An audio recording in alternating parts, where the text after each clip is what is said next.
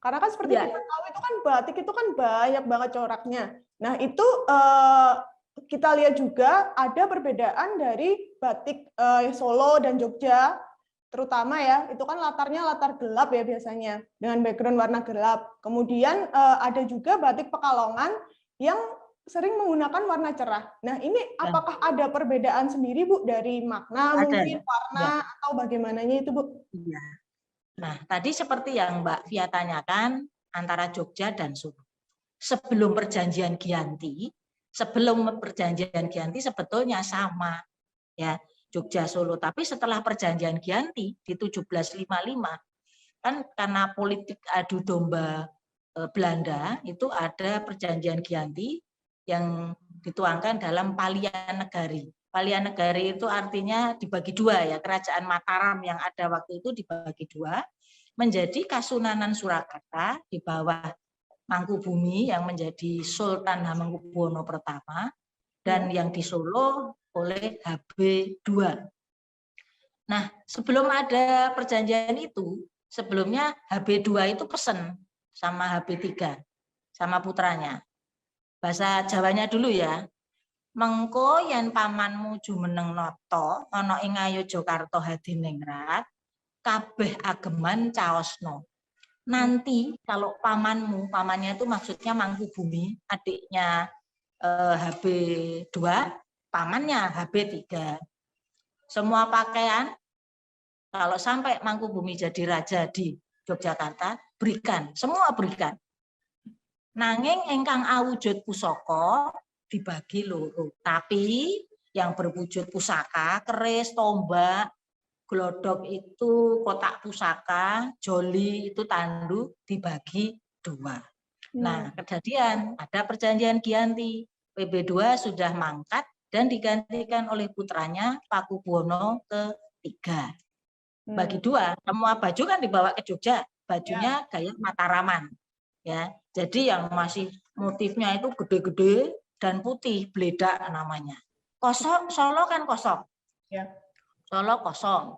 Berarti PB3 kan harus menyampaikan kepada permaisuri, selirnya, abdi dalam keraton yang putri untuk membuat pola-pola batik yang bergaya khas Surakarta tanpa meninggalkan pakem-pakem yang ada di keraton. Sehingga muncullah misalnya ada udan liris, ada semen rongo, ada sidomukti. Perlu diketahui namanya pola sama, namanya motif sama ya, sidomukti ya. Tapi gambarnya beda antara Solo dan Jogja. Selain itu, untuk pola-pola garis miring yang namanya parang dan lereng, pemakaiannya beda. Kalau yang Solo itu dari segi si pemakai, dari kanan atas ke kiri bawah. Kalau yang Jogjaan, dari kiri atas ke kanan bawah. Beda kan? Ya. Lalu yang kedua, saat diwiru, wiru itu lipatan kain yang di tengah. Yang Jogja putihnya diperlihatkan, putih pada pinggiran kain itu namanya seret. Bukan seret ya, kalau seret itu Mbak Via makan bolang-baling kurang minum itu seret gitu ya. Jadi seretnya kalau Jogja diperlihatkan, kalau Solo dimasukkan di dalam. Kenapa demikian? Karena mereka ingin menyampaikan kepada masyarakat tanpa berkata-kata, mereka berasal dari keluarga yang berbeda, keluarga kerajaan yang berbeda, Solo dan Jogja. Iketnya juga beda, yang Jogja ada mondolannya ya, tapi yang Solo tidak. Beskapnya juga berbeda, yang Jogja gaya Mataraman, yang di tempat kita lebih banyak polos, beskapnya ada sikepan dan lain sebagainya. Jadi mungkin karena orang Jawa itu tidak terbiasa ngomong banyak gitu ya, jadi simbolisasi seperti itu memang muncul ya.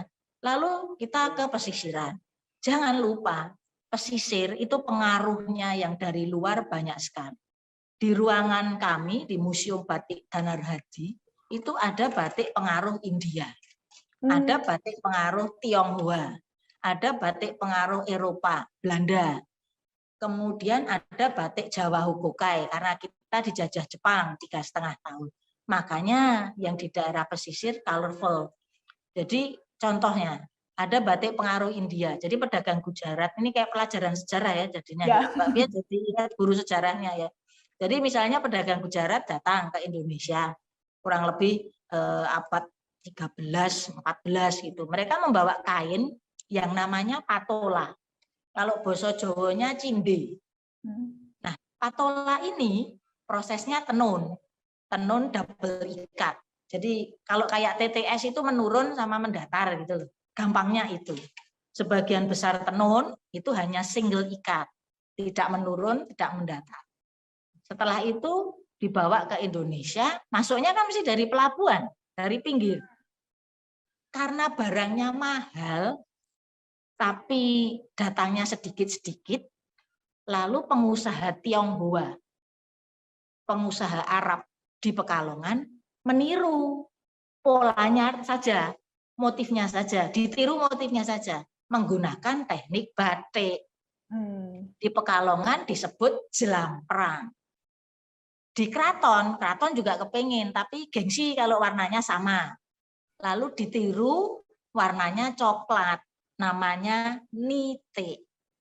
Lah nanti kalau saat pernikahan ya siraman itu orang tua pengantin wanita itu pakai motif namanya nitik cakar. Filosofinya biar putra-putrinya mudah ceker-ceker cari makan seperti ayam. Bukan cakar-cakaran berantem, bukan. Orang tua kan selalu doanya baik.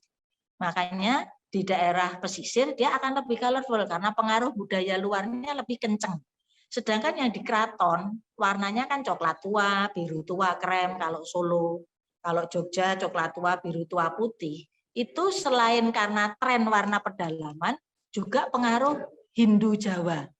Trimurti, Brahma, Wisnu, Siwa. Warna-warna itu mengimplementasikan pengaruh dari mereka. Makanya kalau di keraton selalu berwarna sogo atau berwarna coklat. Demikian juga dengan Jogja, meskipun coklatnya Solo lebih gelap. Itu juga mesti ada alasannya biar orang itu tahu, oh ini bangsawan Jogja, ini bangsawan Solo. Lalu yang Jawa Hukokai ya, Jawa Hukokai itu kita dijajah Jepang. Satu kain Mbak, itu ada dua motifnya, pagi sore. Yang sebelah dipakai pagi, yang sebelah dipakai sore.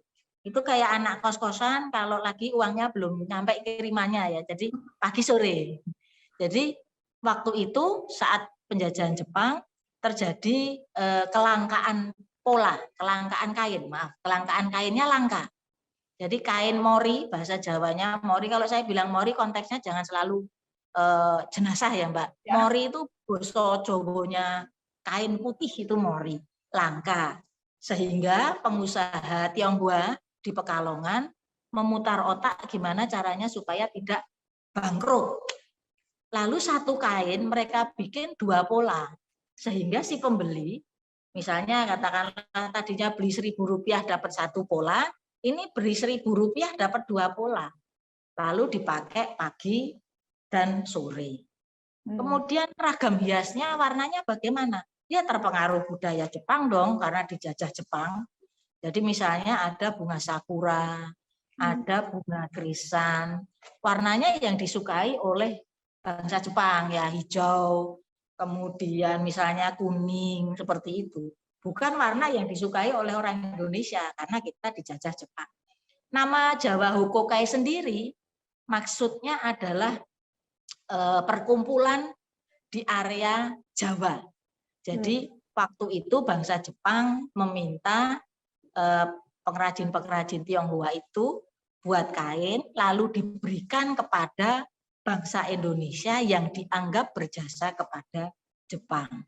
Maka perkumpulannya disebut Jawa Hukokai. Karena penjajahan waktunya pendek, maka koleksi yang ada pada Jawa Hukokai tidak banyak. Tapi alhamdulillah di Museum Batik Danarhadi ini lumayan ada koleksi karena Pak Santoso selaku owner, founder, pendiri Danarhadi dan juga penggagas museum ini berburu batiknya sampai ke pelelangan di luar negeri seperti Christie's dan Sotheby's. Itu Mbak Pia. Terima kasih sudah nonton. Jangan lupa like, subscribe, dan share ya.